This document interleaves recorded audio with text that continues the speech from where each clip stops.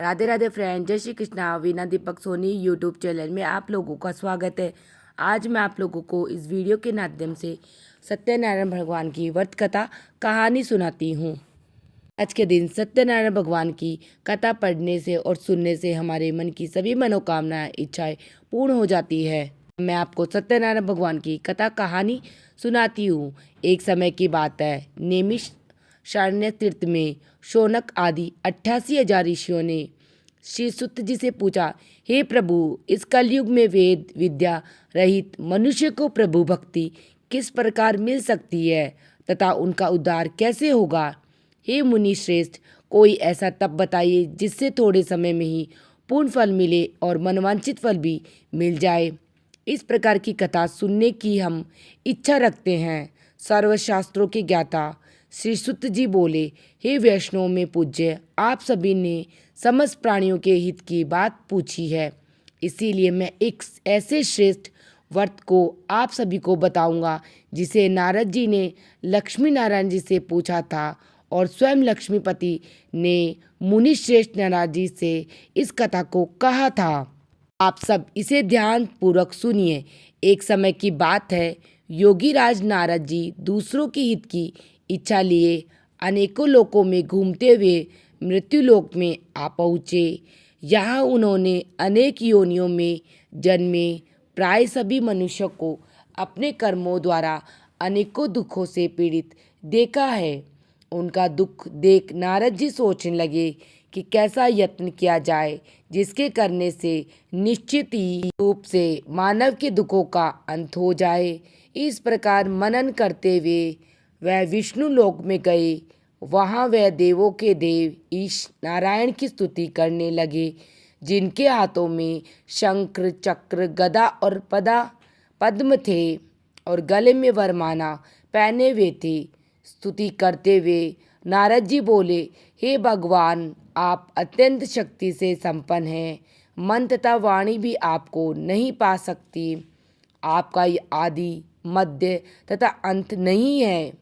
हे निर्गुण स्वरूप, सृष्टि के कारण भक्तों के दुखों को दूर करने वाले, आपको मेरा नमस्कार है।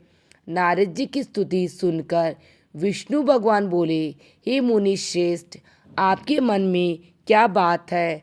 आप किस काम के लिए पधारे हैं, उसे निसंकोच कहिए। इस पर नारद जी मुनि बोले कि मृत्युलोक में अनेक योनियों में मनुष्य जन्मे अपने कर्मों के द्वारा अनेकों दुख से दुखी हो रहे हैं।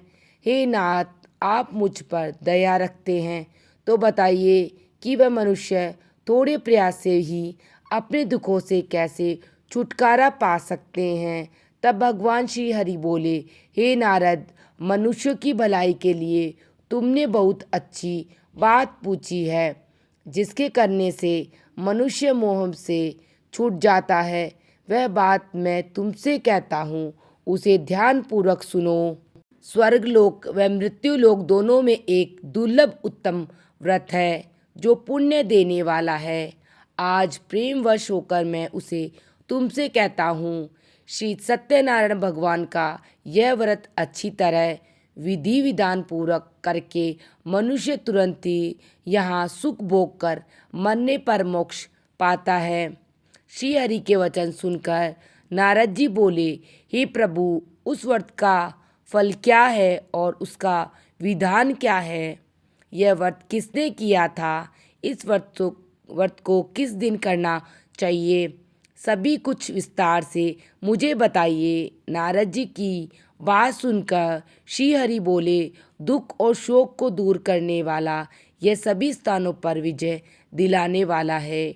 मानव को भक्ति और श्रद्धा के साथ शाम को भी सत्यनारायण भगवान की पूजा धर्मपरायण होकर ब्राह्मणों व बंधुओं के साथ करनी चाहिए। भक्ति भाव से ही नैवेद्य, केले का फल, घी, दूध और गेहूं का आटा, सवाया ले गेहूं के स्थान पर साटा रोटी का आटा, शक्कर तथा गुड़ लेकर और सभी भक्षण योग्य पदार्थों को मिलाकर भगवान का भोग लगाए। ब्राह्मणों सहित बंधु बांधवों को भी भोजन कराए। उसके बाद स्वयं भोजन करे, भजन कीर्तन के साथ भगवान की भक्ति में लीन हो जाए। इस तरह से सत्यनारायण भगवान का यह व्रत करने पर मनुष्य की सारी इच्छाएं निश्चित रूप से पूरी होती है। कलयुग में मृत्यु लोक में मोक्ष का यही एक सरल उपाय बताया गया है। इस प्रकार से श्री सत्यनारायण व्रत कथा का प्रथम अध्याय संपूर्ण होता है। तो आप लोग बड़ी श्रद्धा और प्रेम से बोलो सत्यनारायण भगवान की जय। मैं आप लोगों सत्यनारायण व्रत की कथा का दूसरा अध्याय सुनाती हूँ। सूत जी बोले, हे ऋषियों, जिसने सबसे पहले इस व्रत को किया था मैं उसका इतिहास कहता हूँ, इसे ध्यान से सुनो। सुंदर काशीपुरी नगरी में एक अत्यंत निर्धन ब्राह्मण रहता था। भूख प्यास से परेशान वह धरती पर घूमता रहता था। ब्राह्मणों से प्रेम करने वाले भगवान ने एक दिन ब्राह्मण का वेश धारण कर उसके पास जाकर पूछा, हे विप, नित्य दुखी होकर तुम पृथ्वी पर क्यों घूमते रहते हो? दीन ब्राह्मणों को बोला, मैं निर्धन ब्राह्मण हूँ। दीन ब्राह्मण बोला, मैं निर्धन ब्राह्मण हूँ, भिक्षा के लिए धरती पर घूमता रहता हूँ। हे भगवान, यदि आप इसका कोई उपाय जानते हैं तो मुझे बताइए। वृद्ध ब्राह्मण बोले कि सत्यनारायण भगवान मनवांछित फल देने वाले हैं, इसीलिए तुम उनका पूजन करो। इससे करने से मनुष्य सभी दुखों से मुक्त हो जाता है। वृद्ध ब्राह्मण बनकर आए सत्यनारायण भगवान उस निर्धन ब्राह्मण को व्रत का सारा विधि विधान बताकर अंतर्ध्यान हो गए। ब्राह्मण मन ही मन सोचने लगा कि जिस व्रत को वृद्ध ब्राह्मण करने को कह गए हैं मैं उसे अवश्य करूँगा। यह निश्चय करने के बाद उसे रात में नींद नहीं आई। वह सवेरे उठकर श्री सत्यनारायण भगवान के व्रत का निश्चय कर भिक्षा के लिए चला गया। उस दिन निर्धन ब्राह्मण को भिक्षा में बहुत धन मिला, जिससे उसने बंधु बांधव के साथ मिलकर श्री सत्यनारायण भगवान का व्रत का संकल्प लिया। भगवान सत्यनारायण का व्रत संकल्प करने के बाद वह निर्धन ब्राह्मण सभी दुखों से मुक्त हो गया और अनेक प्रकार की संपत्तियों से युक्त हो गया। उसी समय से यह ब्राह्मण हर माह इस व्रत को करने लगा। इस तरह से सत्यनारायण भगवान के व्रत को जो मनुष्य करेगा वह सभी प्रकार के पापों से छूटकर मोक्ष को प्राप्त करता है। जो मनुष्य इस व्रत को करेगा वह भी दुखों से मुक्त हो जाएगा। सूत जी बोले, इस तरह से नारद जी ने नारायण जी का कहता हुआ श्री सत्यनारायण व्रत को मैंने तुमसे कहा है। हे विप, मैं अब और क्या कहूँ? ऋषि बोले, हे मुनिवर, संसार में उस विप से सुनकर और किस किस ने इस व्रत को किया, हम सब इस बात को सुनना चाहते हैं। इसके लिए हमारे मन में श्रद्धा का भाव हुआ है। सूत जी बोले, मुनियों, जिस ने इस व्रत को किया है वह सब सुनो। एक समय वही विप धन और ऐश्वर्य के अनुसार अपने बंधु बांधवों के साथ इस व्रत को करने को तैयार हुआ। उसी समय एक लकड़ी बेचने वाला बूढ़ा आदमी आया और लकड़ियां बाहर रखकर अंदर ब्राह्मण के घर में गया। प्यास से दुखी लकड़हारा उन्हें व्रत करते देख प्रणाम कर पूछने लगा कि आप यह क्या कर रहे हैं तथा इसी करने से क्या फल मिलेगा, कृपया मुझे भी बताइए। ब्राह्मण ने कहा, हे राजन, सब मनोकामनाओं को पूरा करने वाला यह सत्यनारायण भगवान का व्रत है। इनकी कृपा से ही मेरे घर में धन धान्य आदि की वृद्धि हुई है। ब्राह्मण से सत्यनारायण व्रत के बारे में जानकर लकड़हारा बहुत प्रसन्न हुआ और चरणामत लेकर वह प्रसाद खाने के बाद अपने घर गया। लकड़ा ने अपने मन में संकल्प लिया कि आज लकड़ी बेचने से जो धन मिलेगा उससे मैं भी सत्यनारायण भगवान का उत्तम व्रत करूंगा। मन में इस विचार को लेकर बूढ़ा आदमी सिर पर अपनी लकड़ियां रखकर उस नगर में बेचने गया जहाँ धनी लोग ज़्यादा रहते थे। उस नगर में उसे अपनी लकड़ियों का दाम पहले से भी 4 गुना अधिक मिला। बूढ़ा प्रसन्नता के साथ दाम पैसे लेकर केले, शक्कर, घी, दूध, दही, गेहूं का आटा लिया और सत्यनारायण भगवान के व्रत की अन्य सामग्रियां लेकर अपने घर को गया।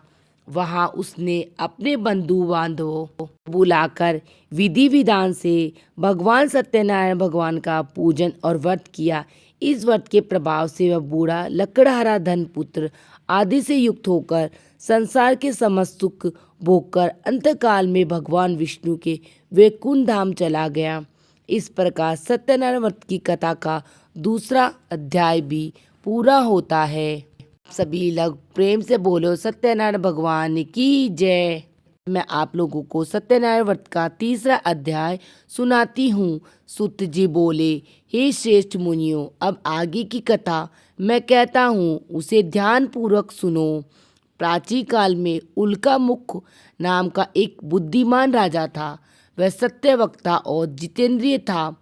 प्रतिदिन देव स्थानों पर जाता था और निर्धनों को धन देकर उनके कष्ट दूर करता था। उसकी पत्नी कमल के समान मुख वाली तथा सती साध्वी थी। वृद्धशालाना नदी के तट पर उन दोनों ने श्री सत्यनारायण भगवान का व्रत किया। उसी समय साधु नाम का एक वैश्य आया। उसके पास व्यापार करने के लिए बहुत सा धन भी था। राजा को व्रत करते देखकर वह विनय के साथ पूछने लगा, हे राजन, भक्ति भाव से पूर्ण होकर आप यह क्या कर रहे हैं? मैं सुनने की इच्छा रखता हूँ, इसीलिए आप मुझे बताने का कष्ट करें। राजा बोले, हे साधु, अपने बंधु बांधवों के साथ पुत्र आदि की प्राप्ति के लिए एक महाशक्तिशाली श्री सत्यनारायण भगवान का व्रत और पूजन कर रहा हूँ। राजा के वचन सुन साधु आदर से बोला, हे राजन, मुझसे इस व्रत का सारा विधान कहिए। आपके कथनानुसार मैं इस व्रत को करूँगा। मेरी भी संतान नहीं है और इस व्रत को करने से निश्चित रूप से मुझे संतान की प्राप्ति होगी। राजा से व्रत का सारा विधि विधान सुनकर व्यापार से निवृत्त होकर वह अपने घर गया और साधु वैश्य ने अपनी पत्नी को संतान देने वाले इस व्रत को वर्णन कर सुनाया और कहा, जब मेरी संतान होगी तब मैं भी इस व्रत को अवश्य करूँगा। साधु ने इस तरह के वचन अपनी पत्नी लीलावती से कहे। एक दिन लीलावती पति के साथ आनंदित हो सांसारिक धर्म में प्रवृत्त होकर श्री सत्यनारायण भगवान की कृपा से गर्भवती हो गई। 10वें महीने में उसके गर्भ से एक सुंदर कन्या ने जन्म लिया। दिनों दिन वह ऐसे बढ़ने लगी जैसे शुक्ल पक्ष का चंद्रमा बढ़ता है। माता पिता ने अपनी कन्या का नाम कलावती रखा। एक दिन लीलावती ने मीठे शब्दों में अपने पति को याद दिलाया कि आपने सत्यनारायण भगवान के जिस व्रत को करने का संकल्प किया था उसे करने का समय आ गया है। साधु बोला, हे प्रिय, इस व्रत को मैं उसके विवाह पर करूँगा। इस प्रकार अपनी पत्नी को आश्वासन देकर वह नगर को चला गया। कुछ वर्षों के पश्चात कलावती शादी के योग्य हो गई। साधु ने एक बार नगर में अपनी कन्या को सखियों के साथ देखा तो उसे तुरंत ही पुरोहित को बुलाया और कहा, मेरी कन्या के लिए कोई योग्य वर देकर आओ। साधु की बात सुनकर पुरोहित कंचन नगर में पहुंचा और वहां देखभाल कर लड़की के लिए सुयोग्य वर ढूंढा। साधु ने बंधु बांधवों को बुलाकर अपनी पुत्री का विवाह कर दिया, लेकिन दुर्भाग्य की बात यह थी कि साधु ने अभी भी सत्यनारायण भगवान का व्रत नहीं किया। इस पर भगवान सत्यनारायण भगवान क्रोधित हो गए और श्राप दिया कि साधु को अत्यधिक दुख मिले। अपने कार्य में कुशल साधु बनिया जमाई को लेकर समुद्र के पास स्थित रत्नापुर नगर में गया। वहां जाकर ससुर दामाद दोनों मिलकर चंद्रकेतु नामक राजा के नगर में व्यापार करने लगे। एक दिन भगवान श्री सत्यनारायण की माया से एक चोर राजा का धन चुराकर भाग रहा था। उसने राजा के सिपाहियों को अपना पीछा करते देख चुराया हुआ धन वहां रख दिया जहां साधु अपने जमाई के साथ ठहरा हुआ था। राजा के सिपाहियों ने साधु वेश्य के पास राजा का धन पड़ा देखा तो ससुर जमाई दोनों को बांधकर प्रसन्नता से राजा के पास ले गए और कहा, महाराज, हम दोनों चोरों को पकड़ लाए हैं, आप आगे की कार्रवाई की आज्ञा दे। राजा की आज्ञा से उन दोनों को कारागार में डाल दिया गया और उनका सारा धन भी उनसे छीन लिया गया। श्री सत्यनारायण भगवान के श्राप से साधु की पत्नी भी बहुत दुखी हुई। घर में जो धन रखा था उसे चोर चुरा ले गए। शारीरिक तथा मानसिक पीड़ा व भूख प्यास से अति दुखी होकर कलावती एक ब्राह्मण के घर गई जहां उसने श्री सत्यनारायण भगवान का व्रत होते देखा और कथा भी सुनी। वह प्रसाद ग्रहण कर रात को घर वापस आई। माता ने कलावती से पूछा, हे पुत्री, अब तक तुम कहाँ थी? तेरे मन में क्या है? कलावती अपनी माता से कहा, हे माता, मैंने एक ब्राह्मण के घर में श्री सत्यनारायण भगवान का व्रत का अनुष्ठान होते देखा है। कन्या के वचन सुनकर लीलावती भगवान के पूजन की तैयारी करने लगी। लीलावती ने परिवार बंधुओं सहित सत्यनारायण भगवान का पूजन किया और उनसे वर मांगा, हे प्रभु, मेरे पति तथा जमाई शीघ्र घर आ जाए। साथ ही यह भी प्रार्थना की हम सबका अपराध भगवान क्षमा करे। श्री सत्यनारायण भगवान से इस व्रत से संतुष्ट हो गए और राजा चंद्रकेतु को सपने में दर्शन देकर कहा, हे राजन, तुम उन दोनों वेश्यों को छोड़ दो और तुमने उनका जो धन लिया है उसे भी वापस कर दो। अगर ऐसा नहीं किया तो मैं तुम्हारा धन और राज्य और संतान सभी को नष्ट कर दूंगा। राजा को यह सब देखकर सत्यनारायण भगवान का अंतर्ध्यान हो गए। सब कहकर सत्यनारायण भगवान वहां से अंतर्ध्यान हो गए। प्रातःकाल सभा में राजा ने अपना सपना सुनाया। फिर बोले, वर्णिक पुत्रों को कैद से मुक्त करो, सभा में लाओ। दोनों ने आते ही राजा को प्रणाम किया। राजा अत्यंत मधुर वाणी में बोला, हे महानुभावों, दुर्भाग्य से ऐसा कठिन दुख तुम्हें प्राप्त हुआ है, लेकिन अब तुम्हें कोई भय नहीं है। ऐसा कहकर राजा ने उन दोनों के नए वस्त्र और आभूषण पहनाए और जितना धन उनका लिया था उससे 2 गुना धन उन्हें वापस कर दिया। दोनों वैश्य अपने घर को चल दिए। इस प्रकार से श्री सत्यनारायण व्रत कथा का 3रा अध्याय भी पूर्ण होता है, अर्थात 3री कहानी भी पूर्ण होती है। अब मैं आपको सत्यनारायण भगवान की एक अन्य कथा कहानी भी सुनाती हूँ। श्री बोले, वैश्य ने मंगलाचार कर अपनी यात्रा आरंभ की और अपने नगर की ओर चल दिए। उनके थोड़ी दूर जाने के बाद एक दंडी वेशधारी श्री सत्यनारायण भगवान ने उनसे पूछा, हे साधु, तेरी नाव में क्या है? व्यापारी हंसता हुआ बोला, हे दंडी, आप क्यों पूछते हो? क्या धन लेने की इच्छा है? मेरी नाव में तो बेल और पत्ते भरे हुए हैं। वैश्य के कठोर वचन सुनकर दंडी बने श्री सत्यनारायण भगवान बोले, तुम्हारे वचन तो सत्य है। दंडी ऐसा वचन कहकर वहां से दूर चले गए और कुछ दूर जाकर समुद्र किनारे बैठ गए। दंडी के जाने के बाद साधु वैश्य ने नित्य क्रिया के पश्चात नाव को ऊंची उड़ती देखकर आश्चर्यचकित हो गया और नाव में बैल पत्ते आदि देखकर वह मूर्छित हो वहीं पर गिर पड़ा। मूर्छा खुलने पर वह अत्यंत शोक में डूब गया। तब उसका दामाद बोला, पिताजी, आप शोक न मनाएं, यह दंडी का श्राप है, इसीलिए मैं उनकी शरण में जाना चाहिए, तभी हमारी मनोकामना पूरी होगी।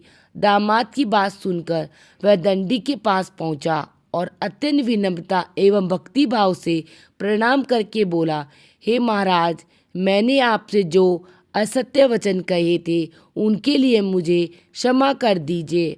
ऐसा सुनकर महान शोकातुर होकर दंडी भगवान बोले, हे वर्णिक पुत्र, मेरी आज्ञा से बार बार तुम्हें दुख प्राप्त हुआ है, क्योंकि तुम मेरी पूजा से विमुख हुए हैं। वो साधु बोला, हे प्रभु, आपकी माया से ब्रह्मा आदि देवता भी आपके रूप को नहीं जानते हैं। हे प्रभु, मैं तो अज्ञानी हूँ, कैसे जान सकता हूँ? आप प्रसन्न होइए प्रभु, अब मैं अपनी सामर्थ्य के अनुसार आपकी पूजा करूँगा। हे प्रभु, मेरी रक्षा कीजिए और पहले के समान नौका में मुझे धन धान्य भर दीजिए। साधु वैश्य के भक्तिपूर्ण वचन सुनकर भगवान प्रसन्न हो गए और उसकी इच्छा अनुसार वरदान देकर अंतर्ध्यान हो गए। ससुर जमाई जब लौटे तो नाव धर से भर गई। फिर वहीं अपने अन्य साथियों के साथ श्री सत्यनारायण भगवान का पूजन कर अपने घर को चल दिए। नगर के नज़दीक पहुँचे तो दूत को घर पर खबर करने के लिए भेज दिया।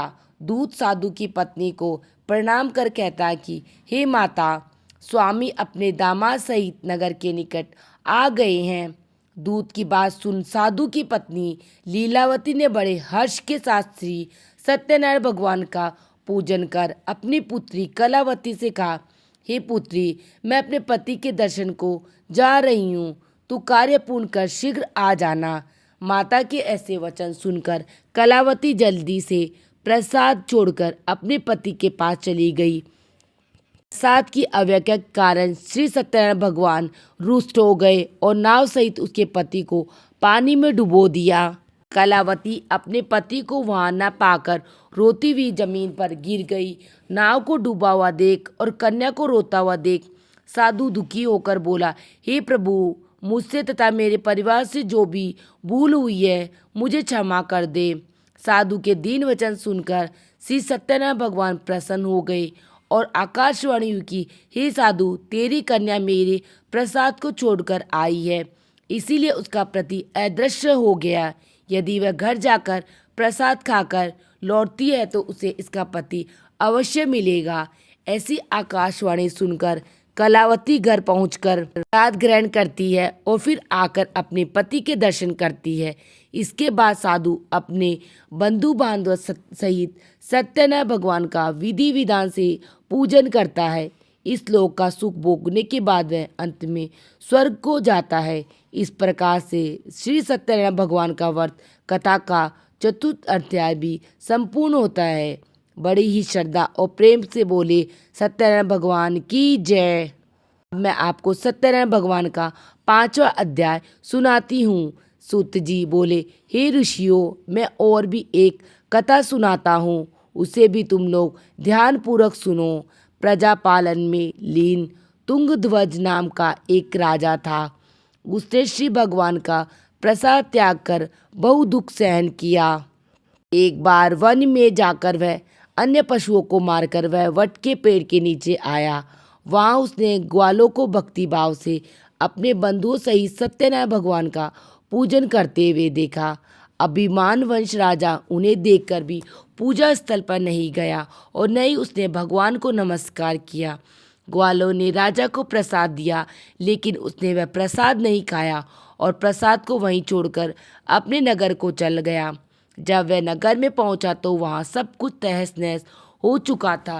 वह राजा शीघ्र ही समझ गया कि ऐसा भगवान ने ही किया है। वह दोबारा ग्वालों के पास पहुंचा और विधि पूर्वक पूजा करके प्रसाद खाया तो श्री सत्यनारायण भगवान की कृपा से सब कुछ पहले जैसा हो गया। दीर्घकाल तक सुख भोगने के बाद मरणोपरांत उसे स्वर्गलोक की प्राप्ति हुई। जो मनुष्य परम दुर्लभ इस व्रत को करेगा तो वह सुनेगा, भगवान श्री सत्यनारायण भगवान अनुकृपा से उसे धन धान्य की प्राप्ति होगी। सत्यनारायण भगवान की कृपा से निर्धन धनी हो जाते हैं और दुर्बल बलवान हो जाते हैं, और जो संतानहीन मनुष्य है उसे संतान सुख मिलता है, और सारे मनोरथ पूर्ण होने पर मानव अंतकाल में वैकुंठ धाम को जाता है। सूत जी बोले, जिन्होंने पहले इस व्रत को किया है अब उनके दूसरे जन्म की कथा भी सुनिए। शतानंद नामक ब्राह्मण ने सुदामा के रूप में जन्म लेकर भगवान श्री कृष्ण की भक्ति कर मोक्ष प्राप्त किया।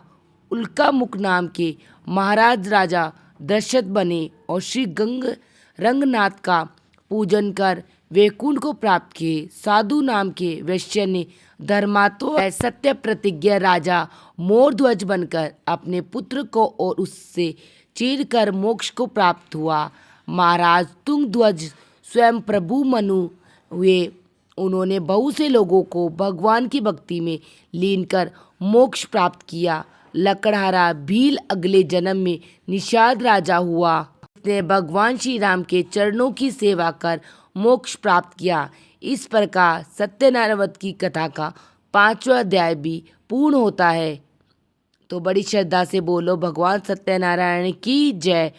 पूरी सत्यनारायण कथा व्रत का निहितार्थ यह है कि लौकिक व परलौकिक हितों की साधना के लिए मनुष्य को सत्य आचरण का व्रत लेना चाहिए।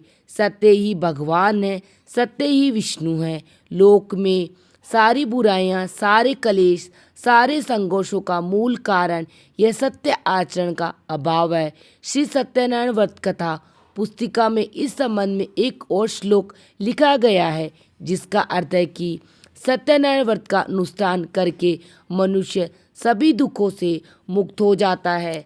कली काल में सत्य की पूजा विशेष रूप से फलदायी है। सत्य के अनेक नाम हैं तथा सत्य नारायण, सत्य देवता, सत्य देव सनातन, सत्य रूपी विष्णु भगवान कलयुग में अनेक रूप धारण करके लोगों को मनवांछित फल देने वाले। इस प्रकार श्री सत्यनारायण व्रत की कथा कहानी पूर्ण होती है। तो आप सभी को मेरी सत्यनारायण व्रत की कथा कहानी कैसी लगी मुझे कमेंट बॉक्स में जय सत्यनारायण भगवान लिखकर ज़रूर बताना। वीडियो पसंद आई तो वीडियो को लाइक करना और चैनल को सब्सक्राइब करना, जिससे आने वाली वीडियो का नोटिफिकेशन आप लोगों को प्राप्त हो सके। वीडियो देखने के लिए आप सभी का धन्यवाद। मिलते हैं नेक्स्ट वीडियो में। हर हर महादेव, जय श्री कृष्णा।